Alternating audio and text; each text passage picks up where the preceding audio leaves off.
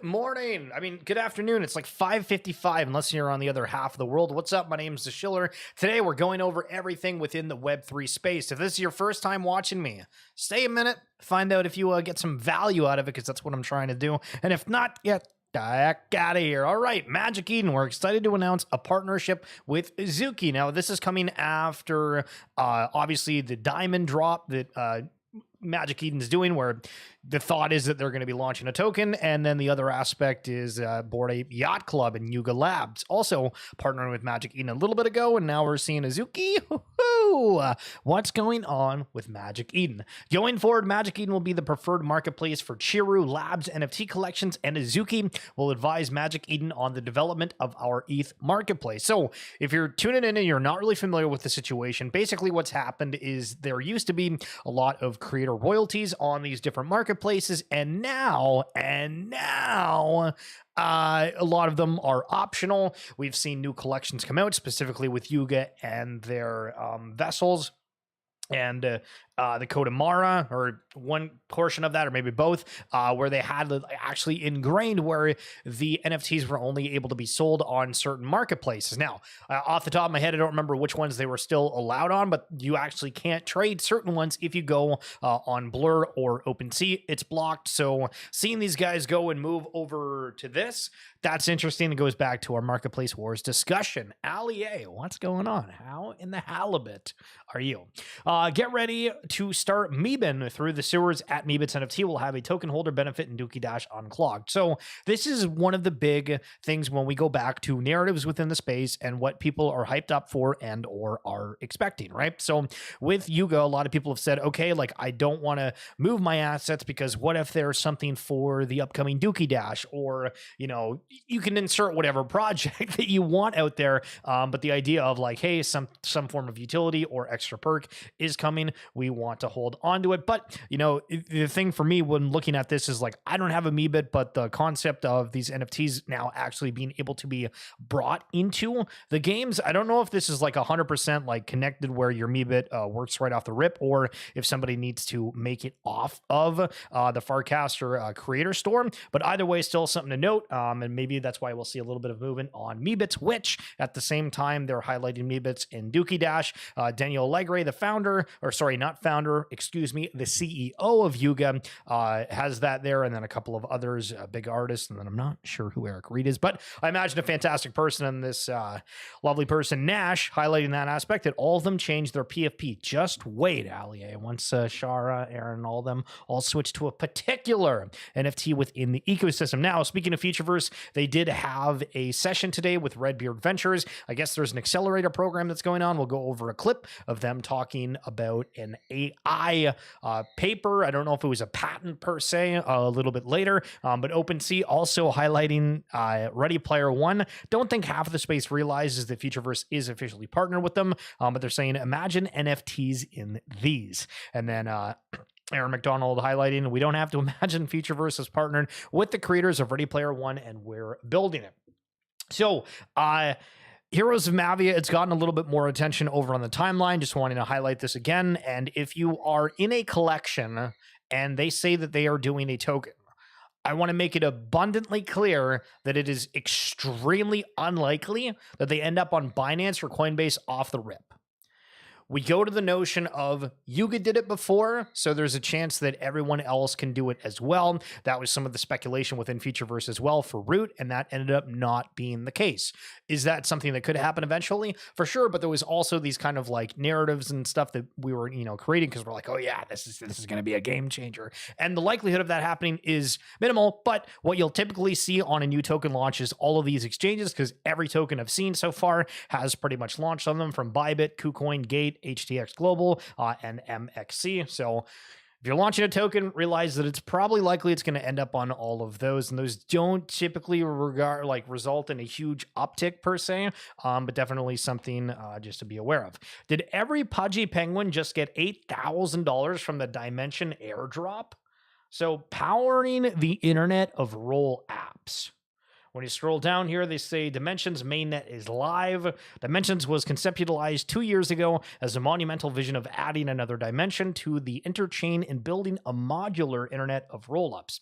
Today, with the first block and birth of Dimension, a new chapter of blockchain begins, one which exponentially accelerates the interchain, empowering anyone to build and connect their own chain to the crypto economy. And they say, welcome to this, and they highlight the medium. Now, okay, that doesn't highlight an airdrop. What the hell is going on? But apparently, I guess for whatever reason, Pudgy's got an airdrop and some of these other ones got there. Yo, Jeremy! I think we're actually going to talk about Warpcaster in a little bit, my friend. So if you are on there, you got to follow Yo Jeremy. I'm on there under Schillerverse typical handle. But I'm noticing definitely more people picking up with that. So anyway, if you have a Pudgy, apparently Dimensions, you might have an airdrop, or just in general, if you use the blockchain space, be sure to check that out because you might have some sugar, baby. All right, within the Gala ecosystem, we very much believe that the future is multi-chain, as does everybody. We understand the stress that our friends at Solana were under during their outage today and stand by to assist in any way we can.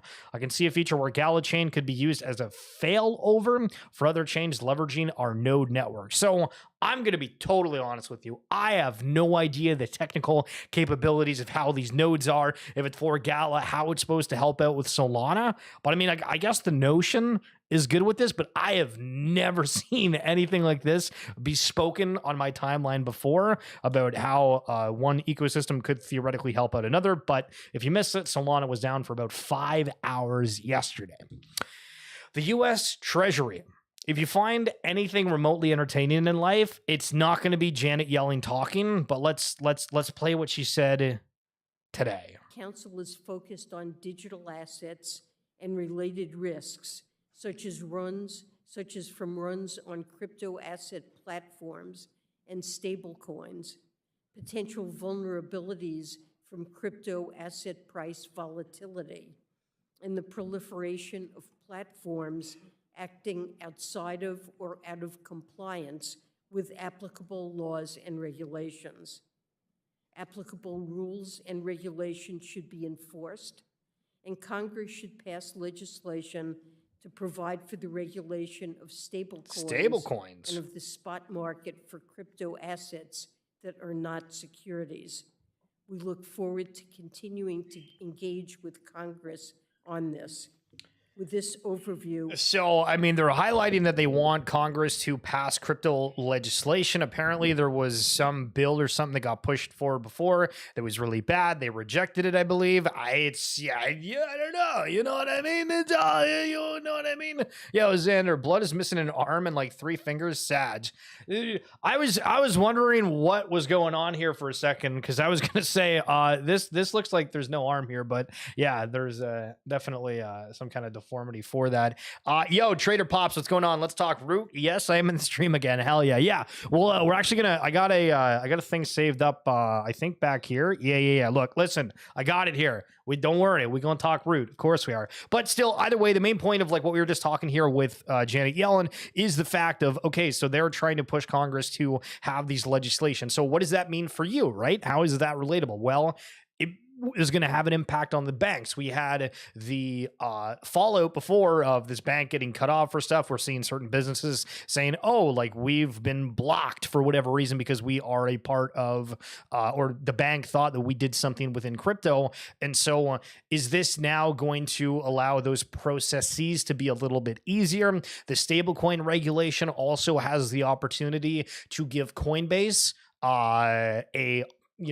does it go to like the Binance US dollar? Does it go to the Coinbase US dollar and USDC, right? Like it goes through all these kind of motions of like what stable coins are they going to approve for that? And also we could see an influx of stable coins, which if that ends up happening, or at least in terms of demand for that, things could get interesting within the space. And Tarzan, how are guys? I always ask when you guys say something in the chat, how are you? You guys never respond. It's unbelievable. Okay. I've highlighted this before rather briefly, but just wanted to mention, I try to cover like every ecosystem when I can. I have a friend that's in Honeyland and they're saying that it's actually really, really good. This is on Solana. So if you're wanting to check it out, it is now available on the browser. It's kind of a game that, it looks like relatively simple. It's not, that in depth. kind of a casual game in that sense, where you set stuff up and then you're good to go. But if you are in Solana, check that out because you might like it. It's at Play Honeyland. Okay. Yo, Jeremy. And I'm not talking about the germs. I'm talking about the, the J. New Solana FNDN head of strategy, Austin Federa, says that Farcaster isn't actually built on blockchain. Bum, bum, bum, bum. Laughs, all the state is Web2, so there's no transactions except that account UUID. Yo, Tito's, I'm doing okay. I'd love to hear that you're good, my man. Love to hear it. Yo, Tarzan, I'm great. Schiller, how about you? Yeah, listen, couldn't complain. I actually do need to get a coffee in a little bit. Haven't had one in a few days. Don't ever drink coffee if you're dehydrated. Like, you come out of a sauna or steam room or do that shit, do not. You will feel nauseous the whole day. Speaking from experience. Okay, but anyway, the point being is that we have these narratives, right? And I think one of the big things with Farcaster was, oh, this is going to be like a Web3 platform where, it's a social app. Everybody's going to get on it. Again, I'm on it at Schillerverse if you would like to follow. I'll try to post stuff that's not the same as everywhere else, but we'll see. But this is interesting, right? Because do we have backlash for this? Is this something where people are like, okay, it's whatever. As long as we use the app, we have the following, we get the information that we want. Do we really care if it's on chain? We say we care, but do we actually? So we'll see what the fallout for that is. Kind of minor. Respectfully, I think most people are going to be like, well, that sucks, and still end up using it. But I have seen like more of an uptick, right? Like I did the friend tech thing for like a day. Again, as I mentioned yesterday, I thought it was kind of weird, and it didn't really seem like many people were getting onto it. Where with this, I'm going on. I'm saying, yo, Jeremy. I'm saying JVB. JVB's tweeting out the Pitch Dark's on there now. All the boys are getting on. So it does seem like there is an uptick there. Is it sustainable, or are people going to post? I feel like I log in and like I don't really see anybody posting much, to be honest, of what I've followed. And it's usually like highlighted stuff from other people, but still, anyway. Okay. So back to the FUD, because we love doing that here, is I want you to think for a second. People say that Bitcoin is the alpha and altcoin season is stupid. Okay. I'll just go with that for a second. That's a fair argument. No matter your vision, sure, that's cool.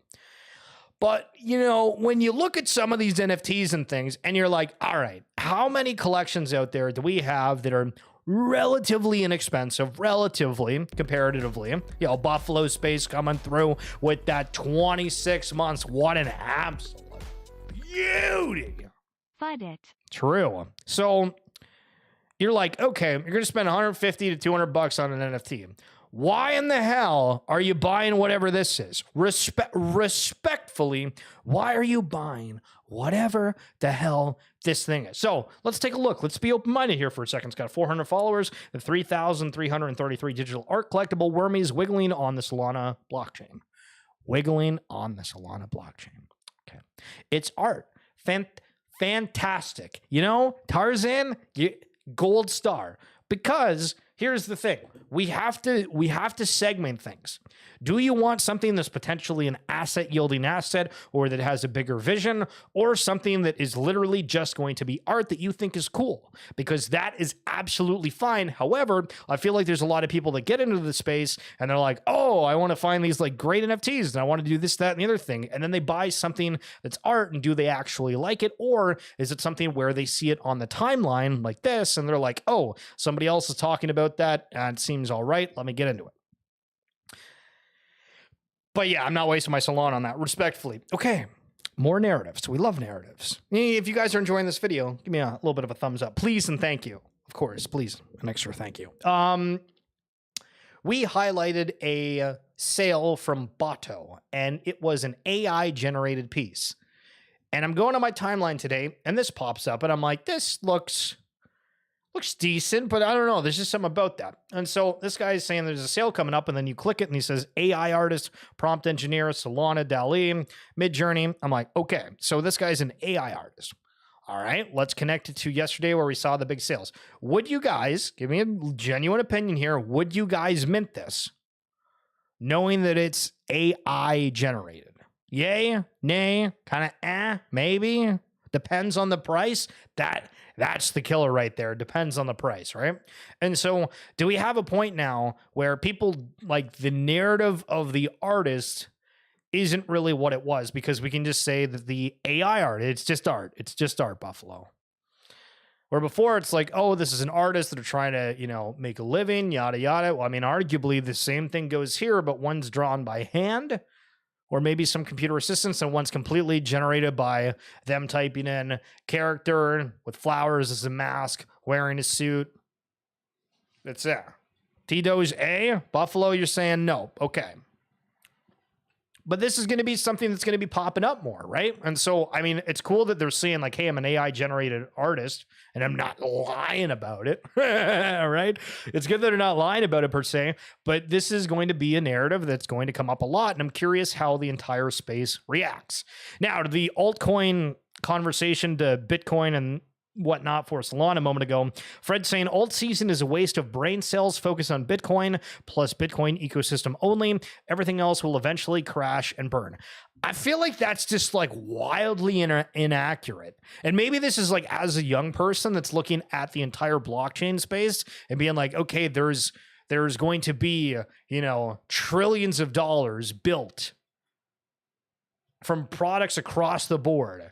Not all of it is going to be on Bitcoin. And we've seen parts where people have said, yeah, Bitcoin can't scale. And again, I'm not technical in that way, so I'm not going to talk like I know what I'm talking about. But this just seems like kind of a ridiculous take. Now, obviously, we kind of have like the more Bitcoin maximalist point of view here. Absolutely respect everybody's own opinion. But I mean, focusing on Bitcoin and Bitcoin ecosystems only, as everyone's trying to put ample amount of money and build something, sure, there's going to be a lot that don't fail. And if you're going to comparatively say, okay, Bitcoin versus the, let's just say 1,000 other ecosystems that are trying to be built, Bitcoin's probably going to outlast 90+% of them. However, to completely ignore it, it just feels very irrational. Okay, life advice here that I thought was really good and I wanted to share with you, coming in from Elio Trades. Bitcoin only is super short-sighted. I agree, T-Doge. Okay, so he's saying, I urge everyone not to seek approval from others. However, I'm not going to ask you guys for approval, but when I want to say, how you doing? T-Doge and Mr. Buffalo. No, hold on. Who was that? Tarzan? He gave it back, I respect those kind of things. But don't seek approval. Just ask other days. Absolutely no one in positions of power came to me early on and told me I was doing it right and that I had good ideas and that they backed me. Literally no one helped me. I just went out and I built a community one member at a time. I remained loyal to them for years, constantly putting them before myself, and now that community bond is unbreakable. Over time, people started saying nice things to me out of respect, but there was no ladder drop from above. No one is coming to save you or validate you. You must save yourself. You must validate yourself. The end result is total autonomy. Shit. You will be happier in the long run. Either way, listen, great advice. Don't seek approval from everybody. Just do what you want to do. BARBIE, Barbie girl. So I'm going to ask for some technical help here if somebody understands this, because I don't. Respectfully, I have no idea. So there's this huge thing that comes out and it's called ERC 404s. There's this Pandora box that I think is like the initial thing that was launched through this that's getting attention. I've tried to read comments on it. But here's like a quick little look at this. There is a new token standard for Ethereum called ERC 404s, and it is going to change the way we interact with our NFTs. So picture this. You have 0.5 Pudgy Penguin token and buy 0.5 more on Uniswap. A new NFT will be generated when the one full token is in your wallet. If you get a fire-ass penguin like this one, you can keep it as the NFT and become a permanent community member. If you trade that 0.5 of the token again, your penguin is destroyed and lost in the ether. It's the best of both worlds. As a collector, you can continually re-roll the NFT for new traits, and as a trader, you have access to liquidity from the token LP pools. Watch out for new tokens using the standard to dominate the space in a few years, especially as they iron out more issues. As of right now, this is still unaudited and experimental. So, hold on. And going back to what I originally had here a second ago, this guy says, and I agree with them, okay, I'm not fully comprehending this one. Same. It says, okay, which part I can explain. A new NFT will be generated when the one full token is in your wallet. Does this cause the collection to be inflatable? No, there are only 10K total tokens, but they can be broken down without the need of Flooring Protocol or some other fractionalized site. I'm so lost on breaking down the one tokens, yada, yada. Please talk about it. Okay, so if anybody understands that a little bit better, but I guess my interpretation of it is that it's a fractionalized NFT, but not actually fractionalized, where it's a token. And then if you have 0.5 of something, it's not the whole thing. But if you have the other 0.5, you can get an NFT. So imagine that there's two pools, right? And there's all these ones that are available that if you buy 0.5 or are able to get one, you'll be able to snag from this. So I pay the 0.5 after I have 1.5, and then I get a penguin. I say, okay, I don't like this one. I'm going to trade it. So I sell 0.5 and then rebuy another 0.5, and it's going to randomly grab another one and then pull it back. Like, maybe Trader Props, essentially, it's an introduction of hybrid system to NFTs, I believe. Listen, as long as you believe, brother. So I don't know. Again, this could be something that's really cool. I'm not totally understanding of it. I know that, like, in terms of the compliance aspect, there has been a lot of extra attention paid to the fractionalization of things, even though I know that I don't think any kind of like legal implications have ever happened. But one of the things I say is like, no, like fractionalized NFTs for securities, yada, yada, yada, yada. Okay, so I FUD Moonbirds a lot, but I thought this was brilliant coming from a Moonbirds. So you bought a Moonbird. Now what? What can you do with it? What can you get with it? What communities are there? Who's built what around Moonbirds? Find out now with the V1 of So You Bought It. And so this guy created a So You Bought It app, and it's just to inform people about what's going on with Moonbirds.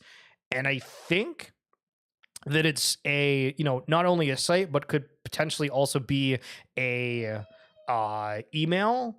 But I think this is great, right? Because when you go to certain sites, and I mean, I'm going to use Featureverse as an example, you can go there, you can see all the news and whatnot, but you're not going to be able to see the, threads from Kona Road as an example, or every time Max Poker does a Twitter space, or when the Root Radio stuff. Like, there's so many things that go on that if you're somebody that's really ingrained within the ecosystem, you are able to put those things out there to help a new user get comfortable with that. And obviously not all the teams are going to be, putting in that extra effort for it. But either way, I thought this was absolutely brilliant. I don't know if the root.services people out there are listening, but I see you guys doing that kind of thing for Featureverse, and I think that it's cool to continue going on with that. Okay, apparently we still care about influencers. Yeah, breaking FaZe Banks, the guy who created FaZe Clan before its weird spiral lately, mints Quantum Cat and posts on his Instagram story, 2.7 million followers. Oh, shit. It says, just minted an NFT on BTC Quantum Cat with the biggest piece. A lot of fun around this collection. People were saying that basically they bots got like a lot of it. Some of the founders ended up minting it while other people missed out on it. They kept delaying it to try to put in extra security protocols. Apparently the demand was there. But it's I don't really know. So you bought it .app. So you bought it .app. There you go. See, clever name, not bad. We're gonna get to the ENS and GoDaddy stuff in a second. Buffalo, let me know when you're good with this. Yo, do you have a Moonbird? Bro, I didn't even know you had a Moonbird. This guy's crazy, brother. I'll leave that up to the side. Let me know. Okay. This is spicy. I don't talk about Ripple a whole lot, to be honest, even though it's a huge piece of the Featureverse ecosystem. But Zach here is saying, could this not be a checkmate reveal for Ripple? Huh? Now they get to show the world how much demand for XRP there actually is. Also, how successful ODL has been even during the lawsuit. Even heavily redacted versions of these documents could reveal a lot about Ripple.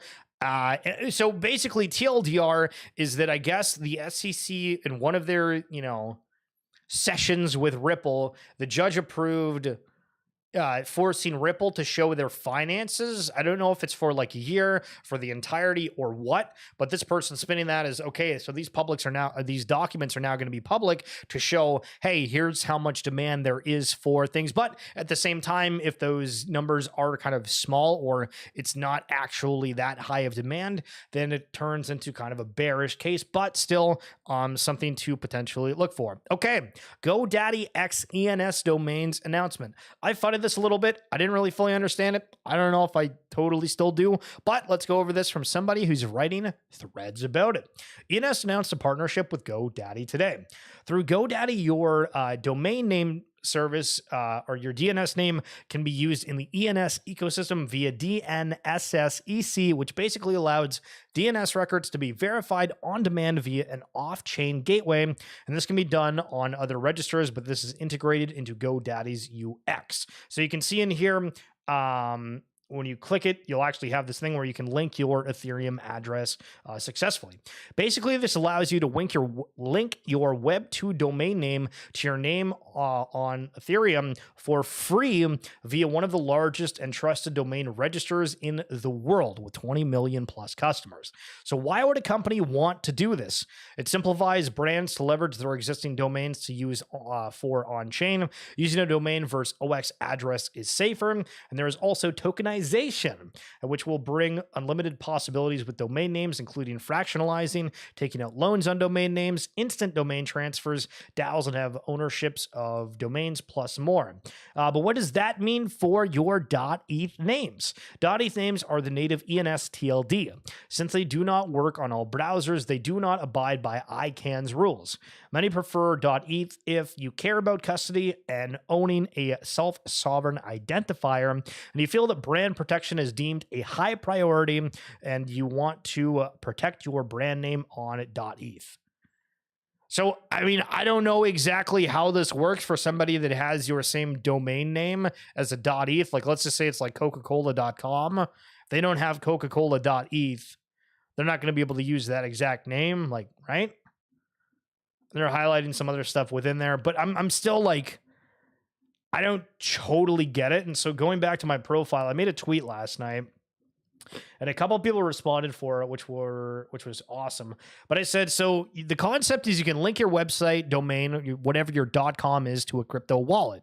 Okay. That don't know really why you'd want to do that, but okay, that makes sense. Instead of needing or using your .eth address, you can now use .com to transact in crypto. So that's what I'm thinking. Okay, instead of going, the Schiller.eth, we do the Schiller.com or whatever it is. Doesn't that make your ENS irrelevant if you have a domain name, highlighting that some businesses paid a ton for it and it doesn't, like, you still need an ENS of some sort for that. It'd also be cool if you could use your ENS as your website domain, which apparently is a thing. So New Economist here is highlighting that you can use your .eth name as a domain name. It works in Web3 optimized browsers, or you can add .limbo to the end for it to work in any browser. And so Vitalik, I guess, has a Vitalik.eth.limbo. And so there is a point of that. So I guess my FUD is to the side, but still, I mean, it seems huge, but I'm also like not fully comprehending the value add for that. But if you have anything you want to add to that, feel free to let me know in the comments. Okay. Shamdu saying this here, maybe a little bit controversial, but I don't think it's necessarily wrong. There will soon be a world where people have no choice but to take part in a seemingly risky investment just to survive. Crypto will always be the answer. Now, I don't know if it's always going to be the answer, but I definitely agree with everything being more online. And it's also like, not to fearmonger at all, right? Maybe this is just a little bit of engagement farming, but just to survive, do we actually think that we're heading to a point where that is the need? Could be. Okay, so this is ridiculous. I never bring up politics really on these things, but so Justin Trudeau makes a statement about King Charles. He's undergoing treatment for cancer, and there's these people that are going back and forth saying, like, they basically copy and pasted this saying, I want you to leave the country, you're awful, yada, yada. These guys are saying, show some respect. And then there's this back and forth for a little bit here. Why do people waste their time with trolls, other people commenting? Like, just don't even waste a breath, people. What are we doing? It's like sports arguments. You check the comments. No, this person person's the MVP. No, that person's better. I know that person's a better league. Shut up.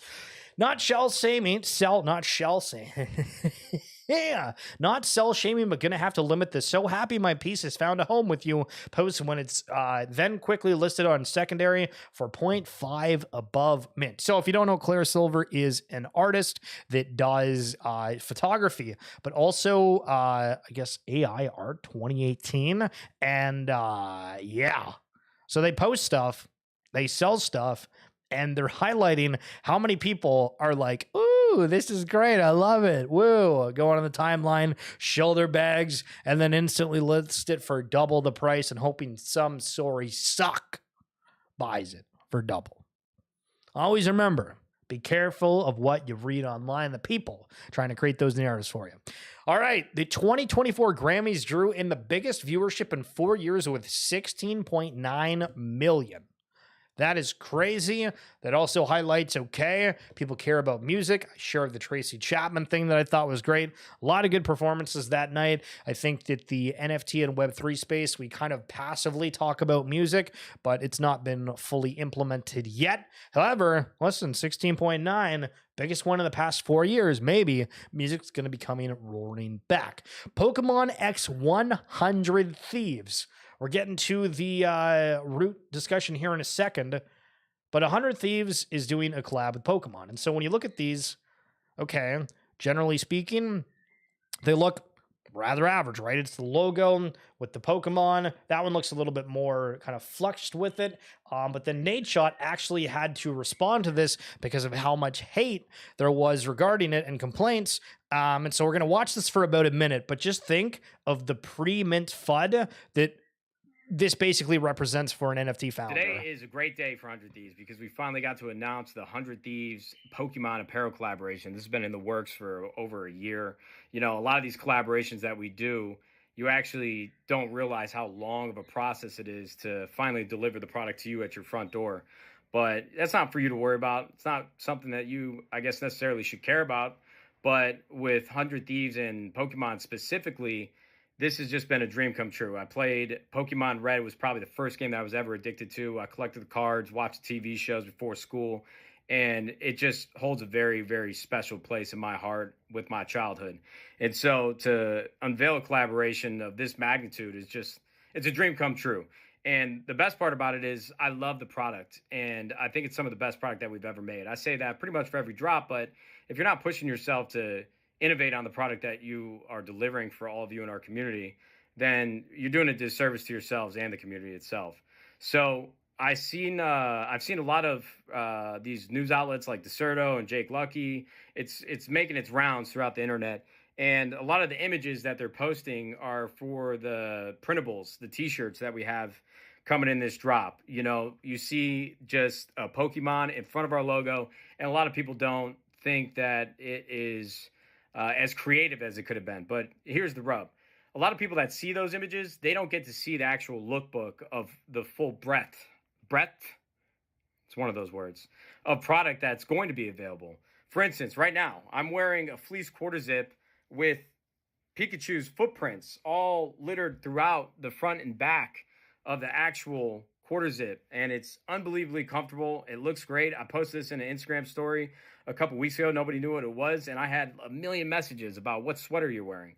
And on top of that, you know, we've got a brown pair of corduroy pants, all custom cut and sew with miniature Charizards and Pokeballs embroidered into the corduroy.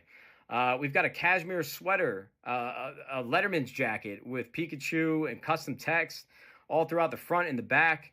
And so, you know, I guess it's not your job if you are having a knee-jerk reaction on the timeline and see these printables to go find out what else is available. But, you know, this is always a common theme with our collaborations, just because for me, we have always created product as fans of the brand itself. And for me to combine 100 Thieves and Pokemon into, you know, one moment in time, we have the extravagant, very detailed, and great custom cut and sew. But on top of that, I just want to have some simplicity, just so I can look back at it, see it in my closet, or see it online and be like, holy shit, we got to recognize that Pokemon is an official collaborator with 100 Thieves, and the simplicity of those printable T-shirts is exactly what I want it to be. I don't want, loud design on everything that we do. So, long story short, what I'm trying to say is I understand when you get a lens and a singular perspective off of one of these tweets that you see. But, we pump our heart and soul into all this product that we've created over the years. And so if you could take a peek at the lookbook and see what's actually happening. So again, just imagine if the founders of Web3 hopped on the mic, got the cam on, and was like, all right, here's the rub. Verbatim, just like that. 1.1 million views on the one and only Nade shot.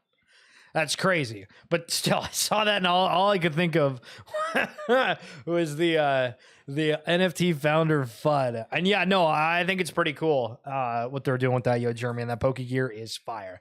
Truly. Okay, so Segments reached out to me, and we've done a couple of videos for this. Just wanted to highlight again for this. I'll play this video for you super quick here. But if you're not following Segment, be sure to do so. And they're having this kind of cool thing where you are going to be able to claim like a character and then earn XP. And then for things that they are working on, it might be beneficial down the line. But let's watch this super quick 2-minute video. Hello, Segment community. We are counting down to our February 2024 launch. We're weaving through the intricate galaxy of NFTs and digital assets. And Segment is your starship on this exciting journey. Here's the latest buzz from the heart of Segment. First off, our collaboration with Hacken has armored our platform with top-tier security. It's like fortifying a castle with unbreakable walls. And that's not all. Phase 2 testing is on the horizon, ready to unveil a new world of features, an intuitive interface, and a sneak peek into our gamified Segment universe. Let's venture into the realm of security with Segment Safes. Think of these as your personal treasure vaults in the digital world. They're customizable, ultra secure, and a testament to our commitment to protecting your digital wealth. It's like having a guardian angel for your assets. Imagine setting up your Segment safes as crafting a shield of guardians for your digital assets. With multiple signatories, each layer adds fortification. Even if one path is compromised, you have the agility to pivot and secure your digital treasures without missing a beat. As we approach the Segment.io launch, we're all about empowering you with unshakable security, endless creativity, and unparalleled peace of mind. Stay tuned for more updates, and don't forget to join the waitlist at Segment.io. Truly! Let's embark on this adventure together and redefine the landscape of Web3 and digital assets. Truly! Whatever that guy said, hell yeah, bro. But again, if you want to check it out, it's at Segment.io. Okay, listen, I don't know if I made Trader Pops leave. I don't know if I made all the Futureverse fam dip out because I said I was going to talk about Root, and then we talked about pretty much everything else within Web3 except for Root. But today there was a session where the founders of Futureverse were on with Redbeard Ventures, and I guess they were talking about their accelerator program. Yo, Tarzan, what's going on, baby? And so this is interesting. It's super, super lengthy, like 24 minutes. You can watch the whole thing if you want, but I've moved it ahead here to where Aaron talks about something for the first time if you have not heard this. 3D generation. Underneath those kind of generation layers, we've got this exciting thing, probably the first time we might be talking about it, called the Murmur Matrix. Murmur Matrix is kind of like a middleware layer that does the same kind of thing for AI as we talked about earlier for content with the asset register. And it enables interoperability of different AI models and allows long-term persistent memory and context to exist. So you can jump between different applications, and those different applications can implement the AI model that's specific to their environment or use case. But from a user's perspective, it feels like you're dealing with one super AI. And so this is a very, very cool piece of technology. We're about to release an update white paper to the ASM protocol, which explains how all this stuff works. And then we've got the core ASM protocol, which is about ownership. So linking, Web3 wallets and tokens to AI agents so that users can own them. We've got, I think, I think 9 patents now across this domain of generation, ownership, and interoperability. So very comprehensive offering when it comes to the intersection of Web3 and AI. I'm thinking, like, do you have a wall in your house that has like a map, a beautiful line map? Just like stares at it, throw something else on there. It is kind of like that in my mind. I mean, I think you know, people often say there's a lot going on, and that's true. And unfortunately, to make this stuff work, there are a lot of moving pieces, and they have to interact with each other. And that's probably why it's never been done before. There hasn't been an organization that has brought together the expertise across all of these domains and said, hey, solve this comprehensive end-to-end user journey and make it work. And I think, you know, now we have 250 to 300 of the world's best people across these different domains solving these bits in an organized and kind of interoperable way. And it's really exciting to see this stuff to come to life. So Shara,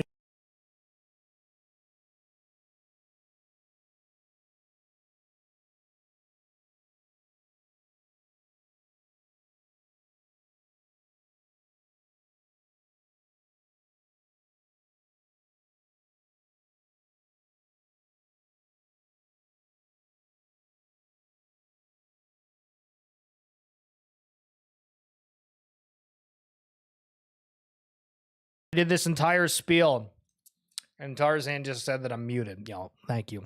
All right, so Futureverse there highlighting that they have 9 patents, 9, and apparently they take like a year plus to get approved. So the fact that they have not, I'm assuming 9's approved, unless he's just saying in general, that's kind of crazy. And then for the aspect of their AI model, that was the whole, I forget already, something matrix,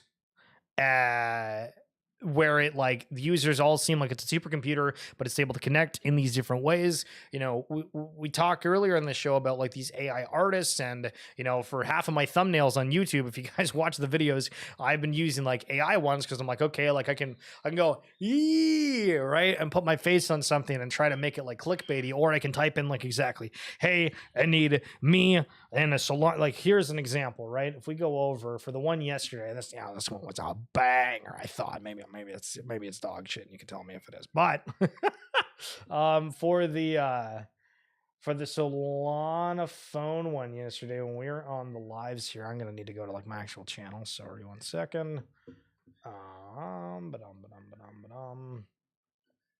We're scrolling down here.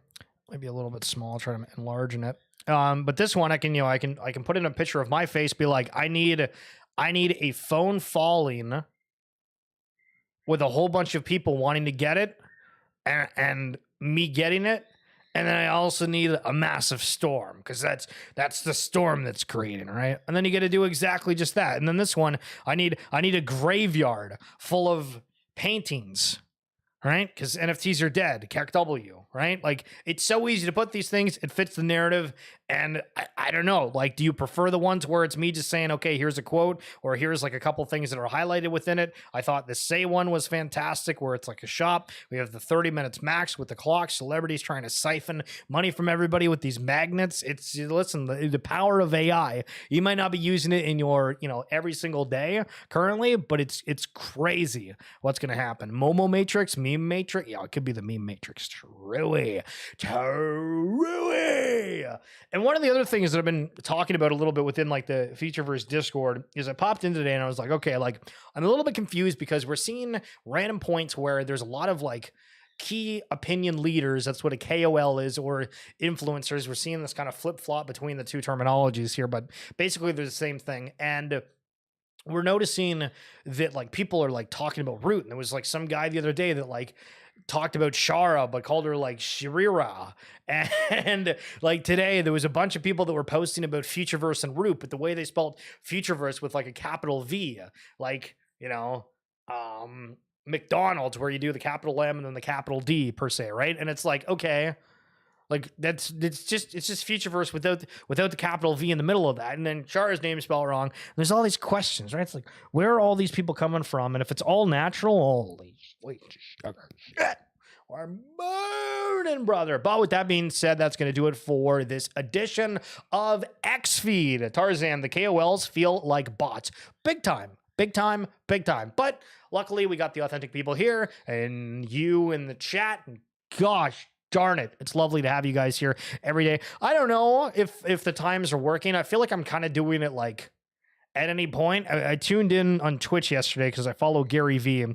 And he's been streaming a hell of a lot on Twitch. For some reason, he like does meetings and then like plays random clips of him giving advice and then unmutes and then talks for like 10, 15 minutes and then goes back into the meetings. But there's all these people that are out there and asking him for advice of, oh, I want to do content. I want to do this. And one of them was about live streaming. I was like, okay, let me listen for a second here. Y'all just freak off, bitch, dog, you beauty. I follow you on Farcaster. You better fall back, you mutt.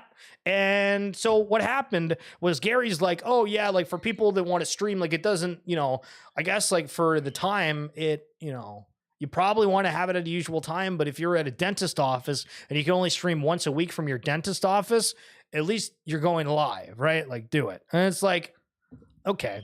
But the realization to me is watching this and imagining all the people that are asking like the questions and seeing this in the chat. I'm like, man, there's a lot of people that are about yapping instead of doing. And so we're out here and we're doing while yapping, if you know what I mean. But anyway, that's 100% going to be it. I'm getting out of here. Trader, thank you for coming through. You've been amazing as always, Tarzan. I haven't watched that movie in a while, but good stuff. Anyway, guys, enjoy your night. I'll talk to you tomorrow. Peace.